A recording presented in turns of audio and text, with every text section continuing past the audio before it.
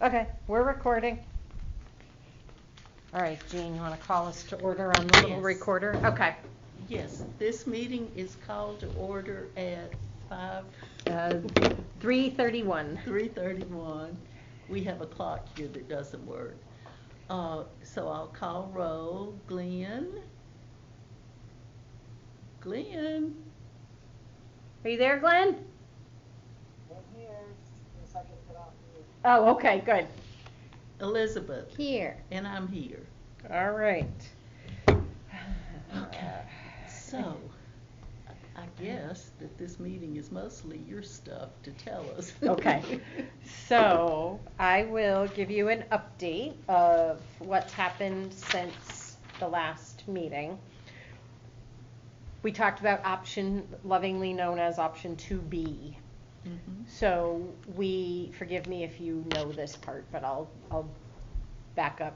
What we did is worked with Jake from transportation to realign the district so that each of our elementary schools would have one of the housing areas routed to it, because we know there have been a lot of comments made about the fact that Four Corners is the special school.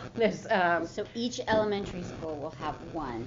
Yes, so Okay. Newton, Greenfield Gardens will be districted to Newton. And then Leiden Woods will be in the Four Corners district. And then, just gonna sign. And then Oak Courts will be routed to Federal.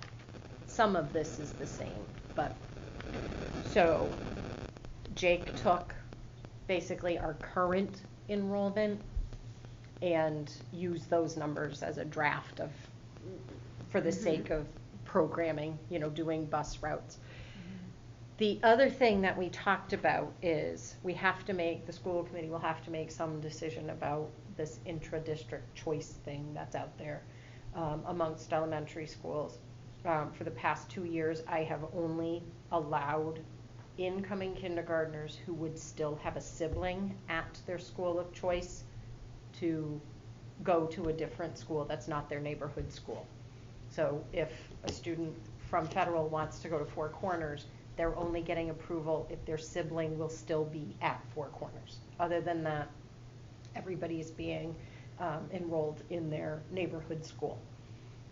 That has helped dramatically with enrollment numbers at Four Corners. Some of their classes were high, primarily because they had so many students from intra-district choice going.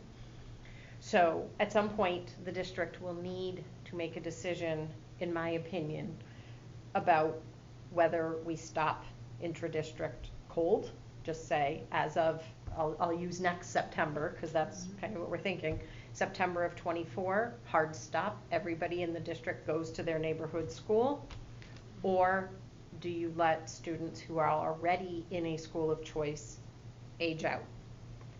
The benefit, quite frankly, of a hard stop is it allows us to accommodate K-5 in each school and not have to rearrange schools for our special education programs. If we do the students already there age out, then could be anywhere between 1 and 4 years. We could have one child in a family be at one school and the other children be at their neighborhood school. Is there a way to sort of phase that? Not phase, but is there a way to do a little bit of both? Like, if you're a student, say, and you're in 3rd grade, we'll let you age out because you're closer to the graduation. Do you know what I mean? Like, if you're older, it seems like you could finish it, or do you see what I'm trying to say? Oh yeah, I understand what you're trying to say. Upper grade ones can age out, and then if you're in 2nd or 3rd grade, it's not as hard to have a hard stop. Well, so this is what we looked at, is Four Corners particularly. If we take, this of course makes everything's complicated when you're trying to plan 2 years ahead. If we take this year's kindergarten and move it up 2 years, well, last year's kindergarten, and move it to 2nd grade for next year, and so on and so on. If we phase out choice somewhat, like you were talking about, we would have to have 3 fourth grades at Four Corners and 3 fifth grades, which would then mean we likely would have to move our special ed program to Newton and bring the Newton program to Four Corners, which would disrupt our neediest kids. So that's a lot, having 3 fourth grades and like, well, Yeah. Well, we have 3 of some classes now. yeah, that's why I'm asking, because some of them It's you a have. lot in terms of, well, don't forget, we're bringing 5th grade in, so we're Right. adding a whole other grade level. And if we look at the classes, we could accommodate 3 fourth grades. So if we let choice just phase out, let all the kids just sort of age out, not necessarily picking a particular grade level to cut it off, but if we just leave it, don't let any new kids. In September of '24, we would need 3 third grades, 3 fourth grades, 3 fifth grades at Four Corners, which means our ACES program would have to swap with the SEEDS program at Newton, and it means likely that we would have to have one of our special subjects on a cart, like art or music might need to be on a cart for a year. And then we could, as the years go, that would shift. I'm sorry, Jean. How many of those children at Four Corners that have choiced in Mhm. belong to teachers? I don't know. Because my understanding is a lot of the children there are teachers' children, is what I was told by a teacher. I don't know, recently. I'd have to look at how many kids are there and see which then are students of choice in those buildings. Because I think it's not a great thing for teachers to be so opposed to us banding the schools when they want their children to go to Four Corners. But who knows if that's really a thing. I'm I just, don't know. I'm just throwing questions Yeah. out. Yeah. It's a good question. Um, I haven't heard that, but yeah, it's a good question. I don't know. So, let me write the question. I can look to find out. My bet is the principals know who's Mine connected is to too, who. yeah. So the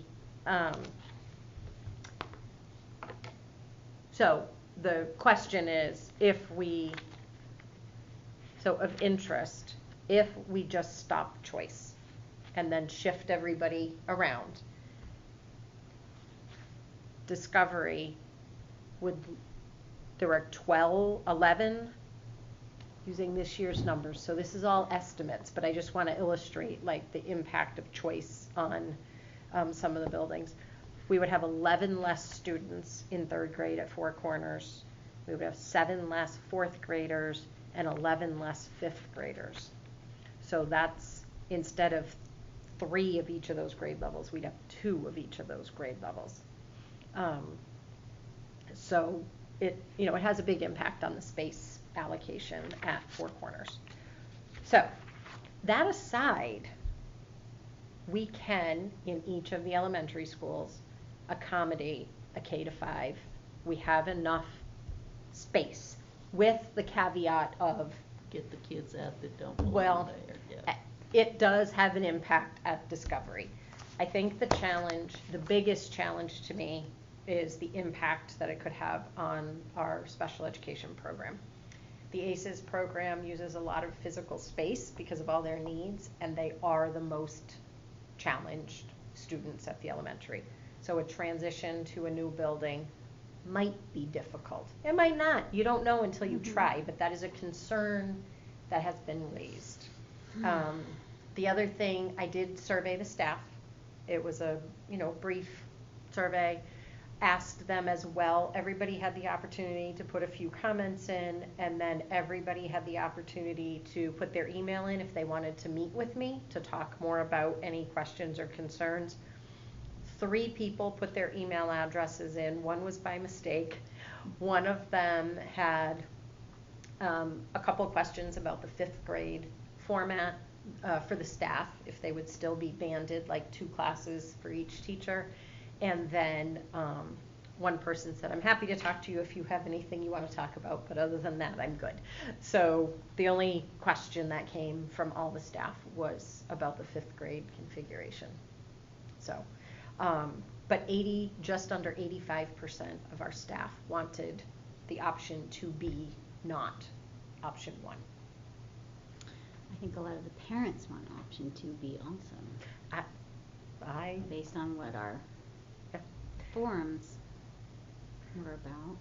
I think the biggest challenge for me with option 1 is the impact on transportation. You know, that would have, we'd have shifts in drop-off and arrival time. We potentially would need another bus. So that just, there is cost associated with on the front end. So the other things that we talked about are, yes, so we also believe that based on the shifts and the reduction in sections, there could be a shift of up to 6 teachers. So when we're cutting sections, we would be reducing staff. However, simultaneously to this change, the middle school needs to go to a full year of instruction for math. We've been doing math, yeah. For social studies and science, especially social studies. The standards there's a lot of work from the Department of Ed about the standards. I think Karen talked about it the other night at school committee. And we do not teach that for a full year at the middle school. We don't do science or social studies. So to accommodate them having a full year, right now, Michelle anticipates the need to increase 4 staff. So that is one way that the teachers who potentially are displaced at the elementary could still be employed with some moving around of teachers. So nobody would lose their I'm not going to position. promise that, but it's important that we're kind of increasing the staff needs in one place while potentially reducing in another. We'd have to look at certifications, but a lot of, if not all, elementary teachers are K-6 licensed. So that leads me to feel somewhat confident that a job likely would be available if they want it. Some people don't, they don't want to change their grade levels. But the other thing that we need to look at is, where was the other 2? Oh, we also are doing 2 things with the shift from 5th grade going back to the elementary school. We need to look at how the elementary specials schedule will be configured. Karen and Mike Browning are working on a draft of that. The other thing we need to do is look at the impact of taking 8th grade out of the high school. And the reason we need to look at that is because some of our high school staff teach some sections of 8th grade. So we need to look at that impact. So I will be doing that with Tammy Silk at the high school, DJ at the high school, and then the middle school and high school principals and guidance folks will all be part of that conversation. Because we'll need to see, just as an example, our Spanish and French teachers each teach a section of 8th grade language. Okay, so if we take that out, what do we do? Do they split buildings? Do we just have the opportunity to offer foreign language electives? How do we do that? We'd also need to talk about algebra for the 8th grade. There are students who take algebra in their 8th grade as opposed to a math 8. So we need to look at how we schedule the middle school to accommodate our students who can take algebra in 8th grade. So we're going to run those. We've just rolled over the year from last year to this upcoming year in Power School. So we have the high school schedule for school year 23-24 that lives. So our plan is to sort of make a copy of that, take out 8th grade, and then look at what we have, how many sections are free, and what we can do with them. So we also would need to look at our counseling staff. Do we need to redistribute them? We already have 2 counselors that are paid out of the grant, so we need to look at those, both pieces. The grant's going to be gone. Do we need the staff? Do we not need the staff? you know, we need to look at if you lose 8th grade at the high school, how many fewer kids on counseling need to be supported there, but how many did we just add to the elementaries? But we are at a point that transportation looks good for option 2B. We put the caveat on things can change, but right now, based on what Jake has run, and he has the software that Kosmeskis has, that looks good. We also literally took the maps of every school and put grades and everything else, intervention, our English language learners, special education programs, counselors, nurses, everybody got a spot on the maps. So right now, with the one little piece about 4 corners with the special ed, depending on choice, everybody has a space. And the bonus is we would even get to move the nurse out of the weird space she's in at 4 corners into a room. She's in a space on a landing. So she would actually even get to move into a room, which is great. That's very good, very important. So, you know, we're looking at the staffing, but I think the biggest piece, the first big hurdle is people can fit, which is good. It's exciting. Yeah. It is, yeah, but we don't want to miss, like I still don't want to rush. I want for you folks to be able to sort of have a final, like October would be great, to have a final decision about what you want to do. But I also have had a few conversations with people who were around when things shifted, who kind of said it went so fast that this was missed, this was missed, this was missed. So I know it probably feels slow, but I'd rather take the time to sit and do all of this and go through the schedules and plot and plan and then review it again with some of the teachers at both levels. All right, what are we missing? Think about any logistical issues, like do we need to move lab tables from the high school to the middle school? I don't know, maybe we do, maybe we don't, but I'd like to have those conversations. I just want to see if there's any other notes. Do you feel like the timeline that we've discussed is still adequate for you? Not this coming year, but the following year if we were to decide? Does that give you enough time? I think so. To do what you I think, do it the yeah. right way? I think it will because the bus runs are started. The schedules will actually be started. Some of the big things that would give me a lot of stress around this process would be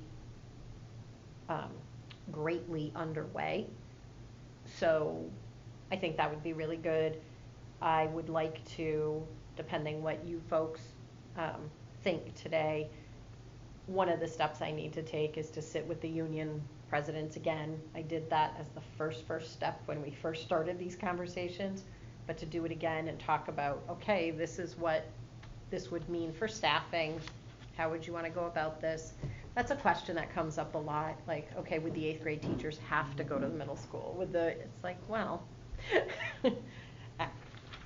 we'd have to come to some agreement with the union, but you know, there would be a process worked out.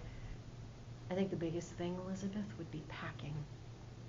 Because you sound really optimistic, so that's why I feel, yeah, you know why I feel good? Because we're being given the time to really be planful about this. If you said to me, you know, now you have to do it for September, it'd be, no. But every step that we take, every checkbox that we go through, the more and more I'm feeling good about how this would look. Well, should we talk at school committee next month about the fact that children will not be allowed to choice, and see what the reaction is, so that we've got time to hear all of that? Is there a survey we could send out to the people who are choiced? We can, but I guess But we're not ready yet, I don't think. My bet is they won't want to, and is that, I think we're weighing sort of the conversation about the students who are still going to be in a school of choice, intra-district, versus the impact on 2 classes of our special education. So I guess I know I don't expect anybody to want to, but is it I don't want to so much that I will leave GPS, or I don't want to and I will grumble and be upset, but I will go? I mean, I don't know. I think that, If your complaint is changing schools and you're going to leave the school system to change schools, that doesn't make sense. Well, I know, I know logically it doesn't, but that doesn't mean that people don't do that. well, I know, but that is true, but,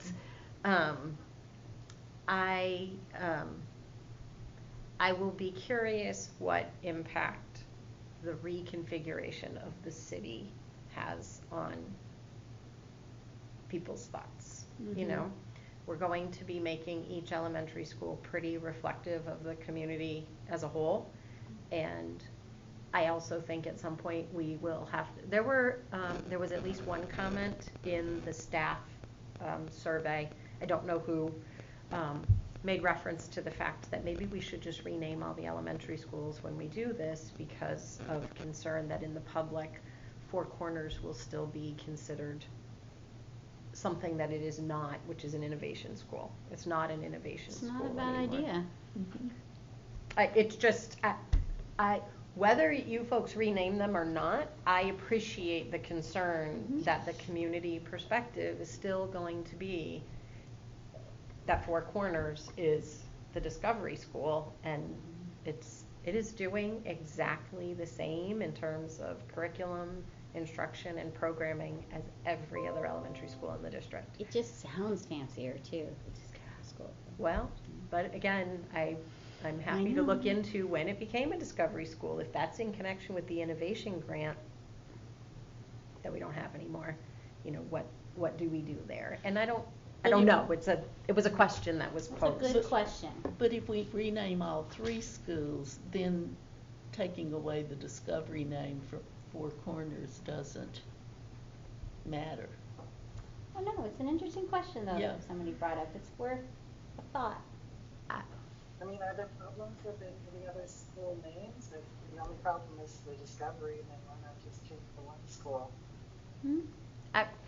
I just, yeah, I mean, you folks can do whatever. I think we have I'm fairly sure there's a policy on naming facilities, but I think the concern raised is nothing different than what's been talked about before, that there is a perception about one of the schools, and there's perceptions about well-founded. all of them, to the positive, to the negative, and, you know, will this reconfiguration of things impact that perception at all? It's an interesting point. I don't know, Glenn, do you have any, I can't see your face, do you have any thoughts or questions about any of this? I don't, no, I really appreciate what you're bringing to us. I think we're headed in a good direction. So, I have another question. Sure. The 8th grade, yes. out of the high school, what Yeah. will you do with the extra wing that is created because they're gone? Well. I want to give people something to look forward to is what I'm asking. Yes. So some things that were talked about with the NESDEC study is that it gives us opportunity to do some electives. The challenge we have is, and maybe that comes to be with staff who now have sections available because 8th grade isn't there. I need to see that before we start identifying. If we have, I'm just giving examples. If we have 4 teachers who only then have 1 block free, that doesn't really do anything in terms of staffing. We need to find something for those people to do. It could give us opportunity to do, split up some classes. Like if our science classes are doing experiments in one room, maybe they have the opportunity to have a classroom space in another. We might be able to reconfigure some of our special education programs. So we'd have to really, take a spin and see what that does to the layout of the building, I'm not positive, but that's a good question. And maybe, at some point, whether it's next year or after that, maybe the district will be in a position to add some people back at the high school. We've talked, me, Karen, Derek, the APs at the high school, have met with Michelle Schott from GCC and some of her people to talk about expanding the opportunities for our kids to do some, it's not called a progression. I can't think of the name, but basically take some courses that would put them in a good spot to get into one of the technical programs at GCC. Mm-hmm. We can't duplicate a vocational program because that's in our agreement with Franklin County Tech. We can't reproduce what they offer. But if we were to be able to potentially, at some point, maybe add a staff person or reconfigure, reschedule people, we might be able to add some courses that help them be better prepped to move in to some of those programs. Sounds like having more space is not a bad thing. I don't think ultimately it will be a bad thing. I think maybe for the first year things may look a little naked, but maybe, you know, I think it presents opportunity in the future once we start looking really at what do we want to do with these GCC programs and, you know, programs of study that would help kids prep into, you know, getting into that. So there's a lot of opportunity there. Right now, part of the challenge is the 8th grade has sort of squeezed out of its wing, and they're interspersed with the building at times. I don't understand that that's how it was designed. I thought they were supposed to be sort of a self-contained wing. But they've kind of squeezed out of the wing, so. And that's not working out. The 8th grade is clearly at a different developmental level than the rest of the high school, which makes for some lumpy days, yes. So I don't have statistics in front of me, but the general subjective report is that the 8th grade is where we have the most struggles with student behavior. I'm sure no one's surprised. So, you know, I think it could give us some opportunity, yeah. And the student behavior of the 8th grade, if we move them back into the middle school, is it being with the older kids that creates it, or the show-off factor? I'm not sure if The they're, age. well, I mean, Such a tough age. they're- I mean, I'm in this right now, so yeah. yeah, it's, Not bad, right? And it doesn't get better No, as they I go don't through think high school. so. Just- I think there's a lot more freedom in a high school environment than there is in a middle school environment. And I think that that's challenging for students who maybe aren't maturity at the level to have all that freedom. You know, Michelle has a great structure upstairs where each grade level has a wing. So obviously, if 5th grade's at the elementary, 8th grade would go in their wing. So they'd be sort of contained. And it just allows for different levels of supervision. It's less travel in the building. It's a little more, you know, help than what they would naturally get in high school, you know. It's just hard. It's a big building and there's a lot of space for them to be in. Which So do you think conversely the behavior of the 5th grade, if that moves into the elementary school, is that the opposite of the same coin with the 8th grade? I think in terms of maturity it is, but I think you would be extremely pleasantly surprised to see the variation in the behavior upstairs this year to, well, the year that just ended compared to the prior. But from a maturity standpoint, I still think it's yeah, same type of theory. The only negative is we did have the request for the 5th grade team, so that we have teams of 5th grade teachers, so it's 2 teachers. One does English and history, the other one does science and math. And we don't believe that we can maintain that structure given the instructional time in the course of the elementary day. It doesn't look like that is something we'll be able to replicate. But we're looking. I'm just not sure that that's gonna be the case. Wow, you've done a lot of work. So much work, so much info. So, I don't know if there's any other questions or issues or things you want me to look at as we go. Have you gotten any, have you had any reason to, or have you gone any deeper into the, what do we do with the Green River School? Has anything else come to light with that? Just I while we're have, here. yeah, I have to do all the paperwork to officially close it. I think I mentioned that had never been done. Mhm. And then I had reached out to the mayor to see if we could have a preliminary, just an informal conversation about like, what are we thinking might happen here? Because when I do the paperwork to close Green River, part of what I need to do is give them some idea on what it could get used for. Because one of the biggest pieces is that some money is gonna have to get paid back from the roof and door loan. It was just over $1 million. I mean, the info's on my desk, but rounding, it's about $1 million.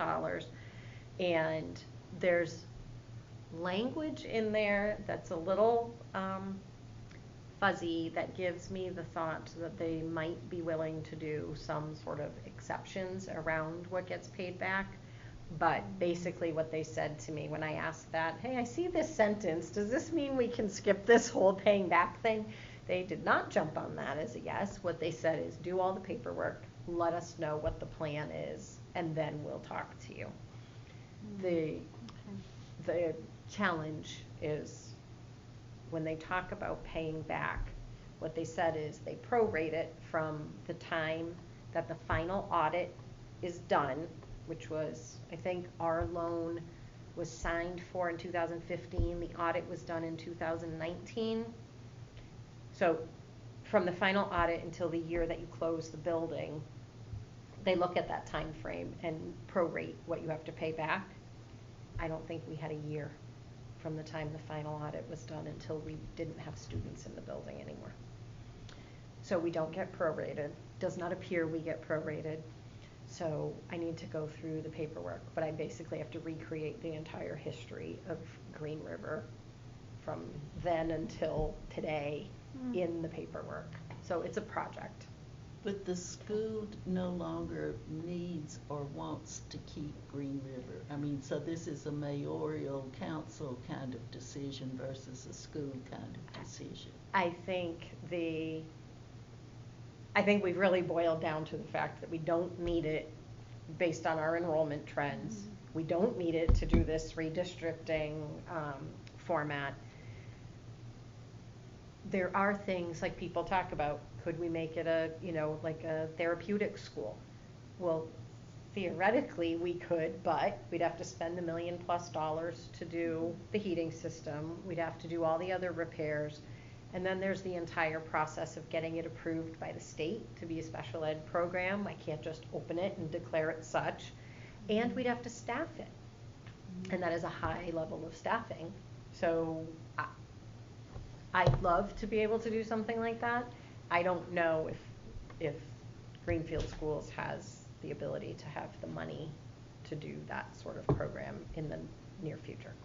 We could probably work on some of it through earmark funding, like if we really wanted to. But it doesn't seem like the heart and soul is in keeping Green River.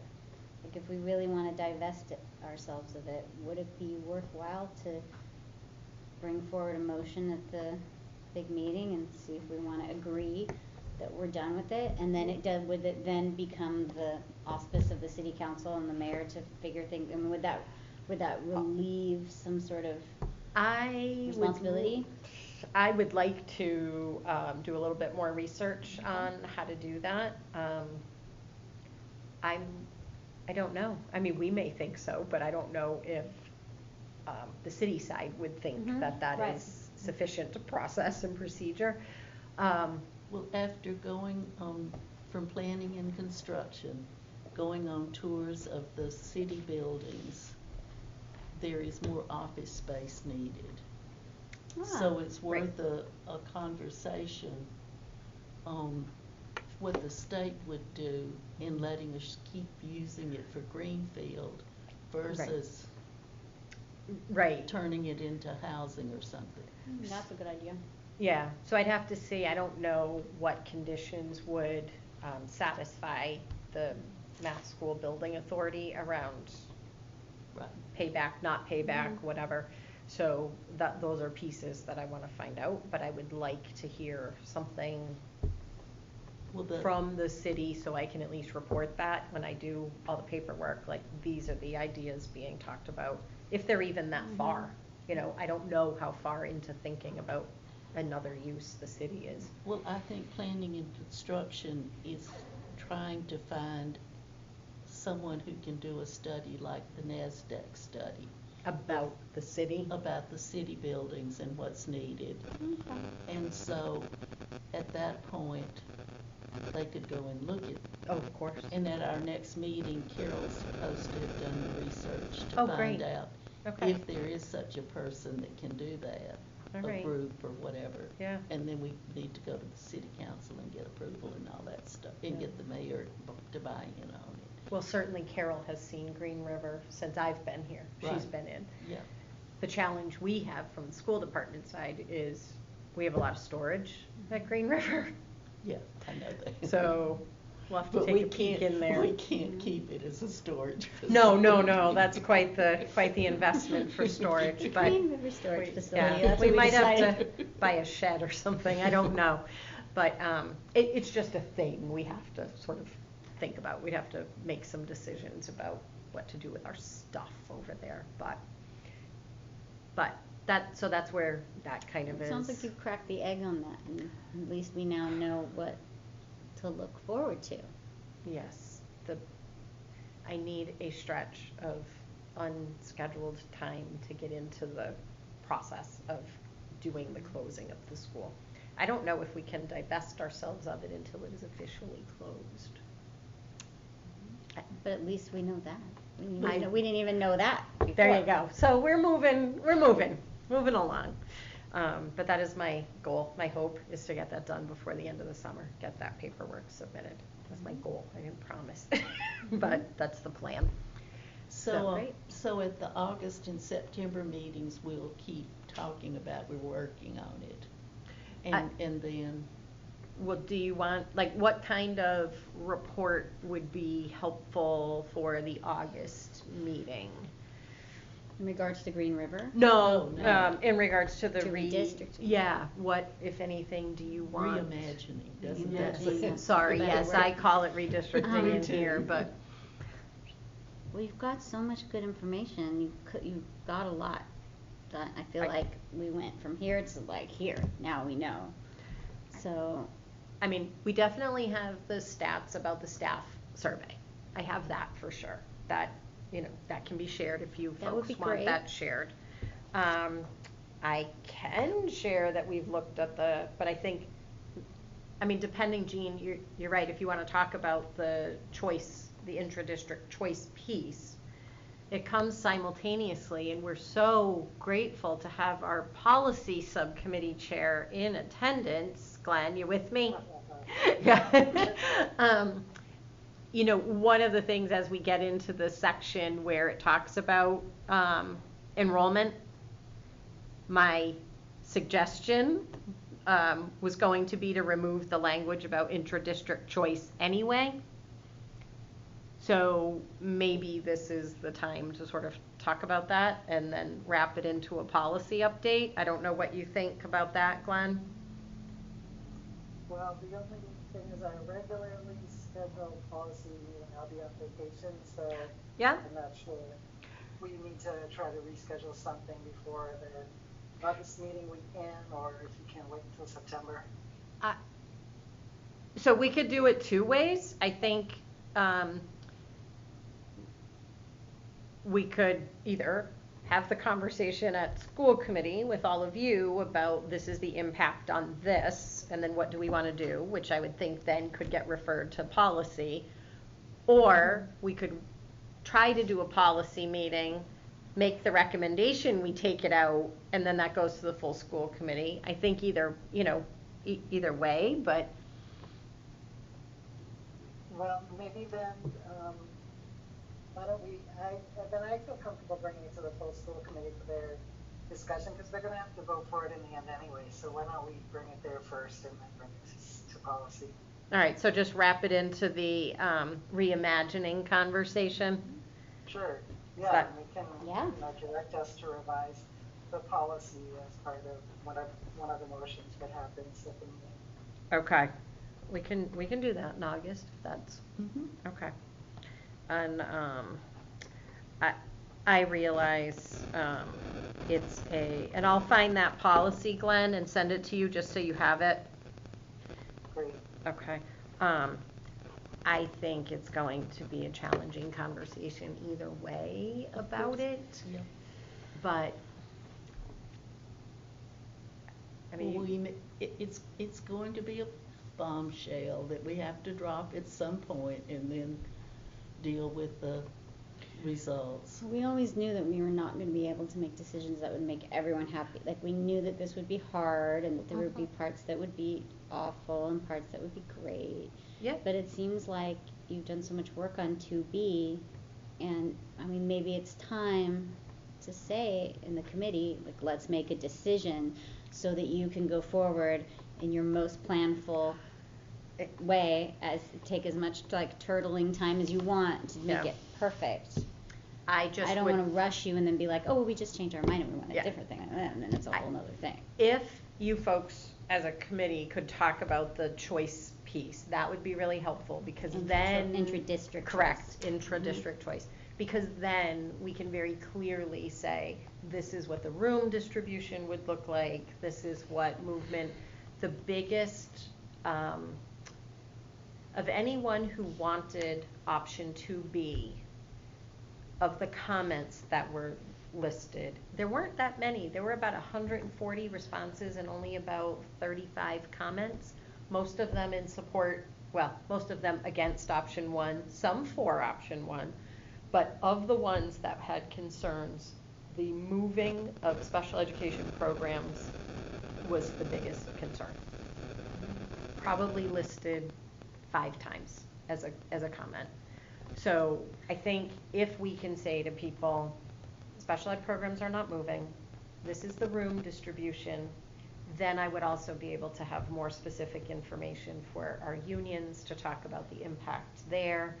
I think that piece would let us go forward pretty, and then my hope, the deal. We will have the schedules done definitely by the September meeting. We're hoping for August, but me doing a mock high school schedule is contingent on a number of other people who are trying to get the school year started. So I don't want to promise August, but September we'll have. So I hope that by September, you folks probably would have all the information we need for you to make a decision. So to summarize it then, in August, we'll talk about the staff survey. And Yeah. you'll present all of your stuff from that. Yes. And then we'll talk about that in all cases, we need a policy on intra-district choice. So it would be And removing a line that allows it. Moving the language. And Yeah. that we need to send that to the policy committee to come back in September with a policy. Mhm. Then the explosion can happen. Oh, maybe. I think In all But cases, then with either, you can reassure everyone that the special education programs are not moving, so that will correct. calm that explosion down. well, we don't need intra-district choice if we do the banding of the schools. So we're only doing this for those that don't want the banding of the schools. We have to have a policy about choice, is how I would present it in going forward.